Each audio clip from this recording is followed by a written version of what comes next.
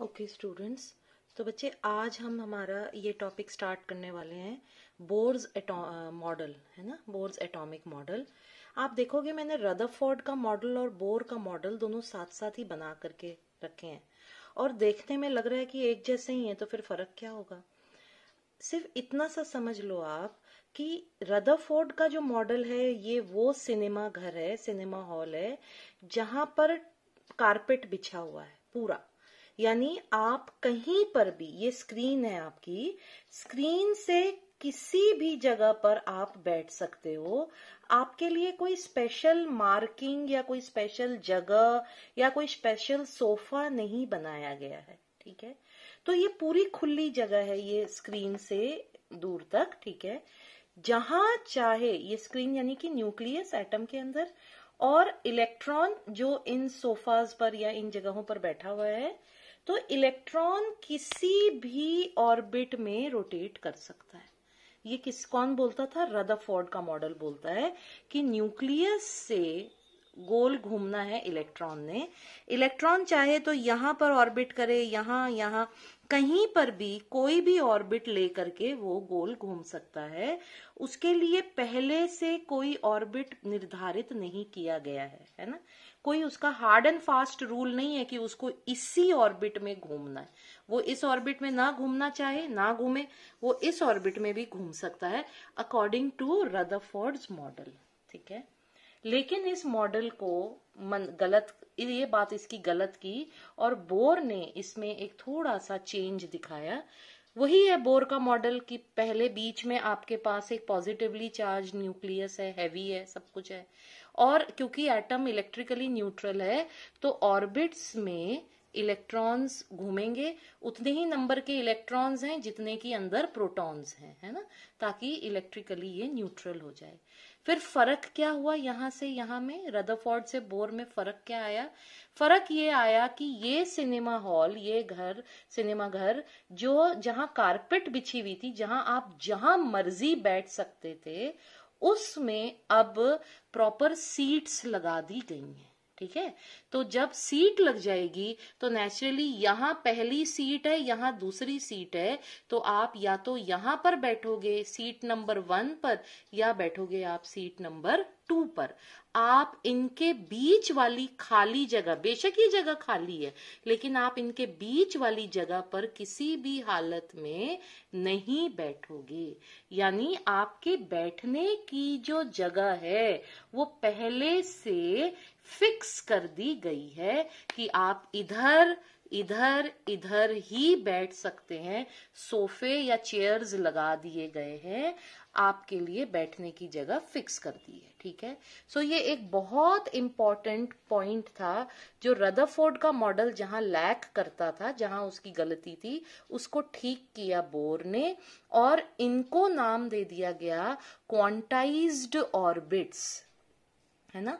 Quantized का मतलब होता है पहले से फिक्स कर दिया, फिक्स्ड।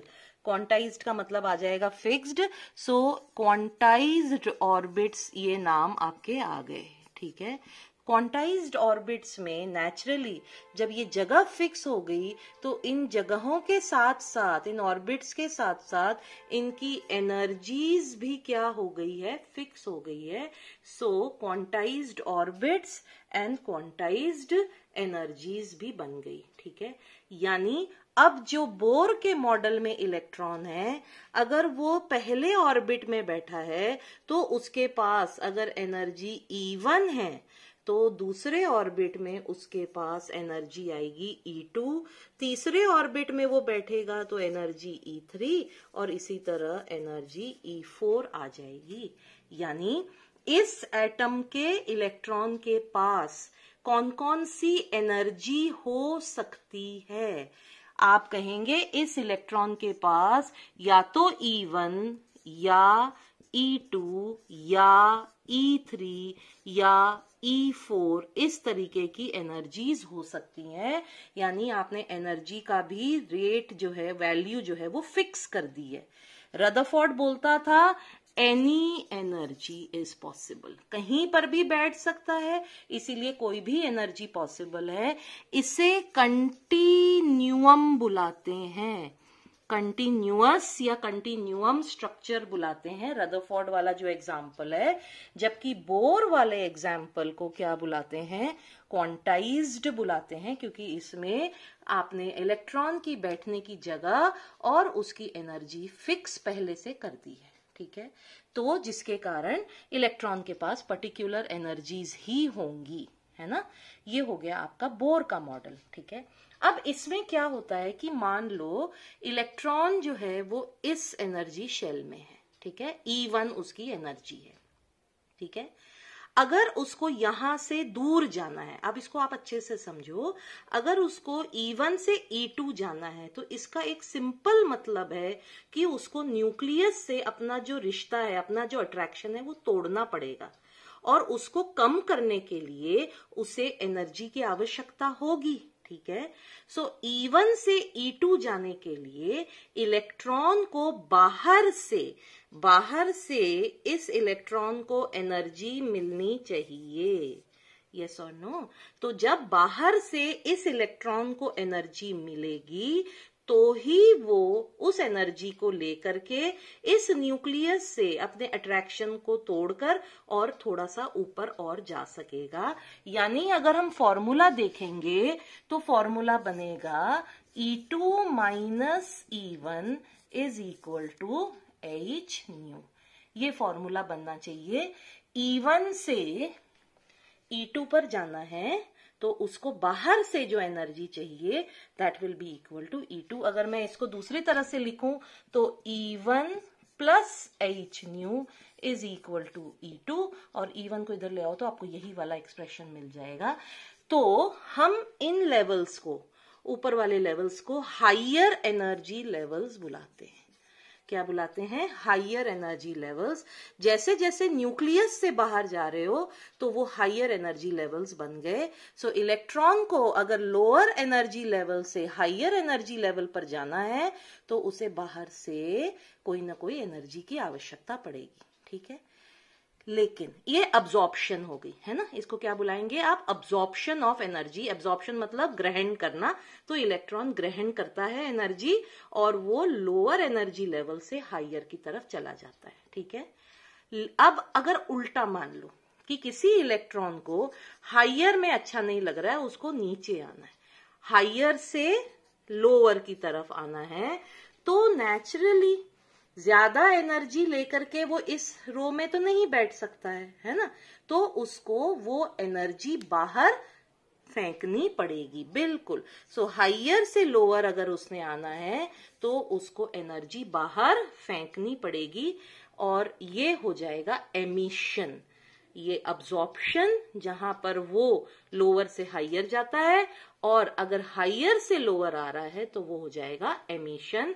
वो एनर्जी को एमिट करता है, ठीक है। अब यहीं से बन जाते हैं आपके दो स्पेक्ट्रा, एब्जॉर्प्शन स्पेक्ट्रा और दूसरा एमिशन स्पेक्ट्रा, ठीक है। स्पेक्ट्रा का मतलब वो बुफे, स्पेक्ट्रा को आप बुफे समझ सकते हैं। जब हम खाना खाने जाते हैं ना किसी शादी में, तो हमारे पास एक चॉइस होती है, बफे लगा हुआ होता है। आपकी जो सब कुछ आपके सामने है, आप वहां से सिर्फ वो ही लीजिए जो आपको पसंद है, ठीक है। वैसे ही जब आप इस एटम को एक बफे दे रहे हो एनर्जीज का, छोटी से छोटी एनर्जी से लेके बड़ी से बड़ी एनर्जी दे रहे हो, तो वो उस वक्त, हम एब्जॉर्प्शन की बात कर रहे हैं, तो वो उस बफे में से वो ही एनर्जी लेगा, एब्जॉर्ब करेगा, जो उसको लोअर से हायर में जाने के लिए चाहिए, ठीक है। तो वो एनर्जी जब इस एटम से क्रॉस करके दूसरी तरफ को निकलेगी तो उस बफे में से कुछ गायब होंगे, कुछ डिश हट जाएंगे। कौन कौन से डिश हट जाएंगे? जो इस एटम ने ले लिए हैं। क्यों ले लिए हैं? लोअर से हायर जाने के लिए ले लिए हैं। तो वो जो डिश खाली, थोड़ी थोड़ी जगह खाली होकर के निकलेगी, वो बन जाता है आपका एब्जॉर्प्शन लाइन स्पेक्ट्रा। लाइन इसलिए क्योंकि वैसे पूरी एनर्जी चलनी थी, ये सारी एनर्जीज चलनी थी, उसमें से बीच में से ये एक लाइन गायब हो गई। क्यों ये लाइन गायब हो गई? क्योंकि ये वाली एनर्जी इस एटम ने ले ली to go from E1 to E2, ठीक है। तो ये बन जाएगा आपका एब्जॉर्प्शन स्पेक्ट्रा। समझ आ रही है बात? अब इसी का उल्टा होगा एमिशन स्पेक्ट्रा में। एमिशन स्पेक्ट्रा में आपको इनमें से कोई भी, ये एब्जॉर्प्शन स्पेक्ट्रा बुला लिया इसको, है ना। एमिशन स्पेक्ट्रा में इनमें से कोई भी लाइन नहीं मिलेगी, सिर्फ इस जगह पर एक लाइन मिलेगी। ये लाइन क्यों मिलेगी? क्योंकि जितनी एनर्जी उसने एब्जॉर्ब की है एग्जैक्टली उतनी ही एनर्जी वो क्या करेगा, एमिट करेगा। जैसे मान लो E1 से E2 जाने के लिए उसने एनर्जी एब्जॉर्ब की, एक एग्जांपल ले लो, यहां पर 10 जूल है और यहां पर 40 जूल है, ठीक है। सो उसने E1 से E2 जाने के लिए एनर्जी एब्जॉर्ब कितनी करनी पड़ी उसको, 30 जूल, ठीक है। तो एब्जॉर्प्शन की जगह ये 30 जूल वाली जगह खाली हो गई, यहां से गायब हो गई एनर्जी, ठीक है। अब इसका उल्टा एमिशन की बारी आ रही है, यानी वो 40 जूल से वापस नीचे आ रहा है, ठीक है। तो जब वो 40 जूल से 10 जूल आएगा तो वो बाहर कौन सी एनर्जी फेंकेगा, बाहर भी वो कितनी फेंकेगा, 10 जूल ही फेंकेगा ना। ले भी वो 10 जूल नहीं 30 joule, I am very sorry, ले भी वो 30 जूल रहा है और फेंक भी वो 30 जूल की ही एनर्जी रहा है, यानी जो वो ले रहा है वही वो बाहर फेंकेगा। लेकिन यहां ये गायब हो गया और यहां पर ये दिखाई देगा, सिर्फ यही लाइन आपको दिखाई देगी एमिशन स्पेक्ट्रा में, ठीक है। सो अगर आपको पॉजिटिव नेगेटिव का कॉन्सेप्ट पता है, पॉजिटिव फोटोग्राफ और नेगेटिव फोटोग्राफ का कॉन्सेप्ट पता है, तो ये समझने में आसानी होगी आपको कि एब्जॉर्प्शन और एमिशन एक दूसरे के पॉजिटिव नेगेटिव फोटोग्राफ्स हैं। जो लाइन यहां से जो एनर्जी एब्जॉर्प्शन से गायब है वो ही एनर्जी आपको एमिशन में मिलेगी, एमिशन स्पेक्ट्रा में मिलेगी, ठीक है। सो ये था आपका बोर्स मॉडल जिसमें एनर्जी को क्वांटाइज कर दिया है। एक और इसमें छोटी सी बात जो आपको समझानी है वो ये है कि कौन सा ऑर्बिट में इलेक्ट्रॉन घूमेगा, ये बोर ने कैसे डिसाइड किया, ठीक है। तो बोर ने कहा कि जिस ऑर्बिट में उसका एंगुलर मोमेंटम NH/2π के फॉर्मूला को फॉलो करेगा। H प्लैंक्स कांस्टेंट आ गया, 2π कांस्टेंट हो गया, और N जिसको हम बुलाएंगे अब ये इंटीजर होगा और इसको नाम दे दिया प्रिंसिपल क्वांटम नंबर, और N की वैल्यू 1 से लेके 2, 3 कुछ भी हो सकती है, ठीक है। तो जहां जिसके लिए ये वाला इक्वेशन, जिस वैल्यू के लिए ये वाला इक्वेशन सेटिस्फाई हो जाएगा, उस ऑर्बिट में ही आपका इलेक्ट्रॉन बैठेगा, यानी वो ऑर्बिट फिक्स हो गया, ठीक है। सो ये बहुत इंपॉर्टेंट बोर्स पॉस्टुलेट के नाम से जाना गया, और इस थियरी से बोर ने जो रदरफोर्ड का मॉडल है उसकी नंबर 1 कंटिन्यूअम थियरी को डिस्प्रूव किया। बोले कंटिन्यूअसली नहीं बैठेंगे, कारपेट या टाट नहीं बिछी है, सोफे लगाए हैं हमने, इसीलिए आप कहीं पर भी नहीं बैठ सकते, आपके लिए जगह फिक्स कर दी है, आपको वहीं बैठना पड़ेगा। और दूसरा उसने ये समझा दिया कि जो एनर्जी एब्जॉर्प्शन के वक्त गायब होती है वही एनर्जी एमिशन के वक्त क्यों दिखाई देती है। ये लाइन स्पेक्ट्रा का जो एक्सप्लेनेशन था वो बोर की इस थियरी ने कंप्लीट कर दिया, ठीक है।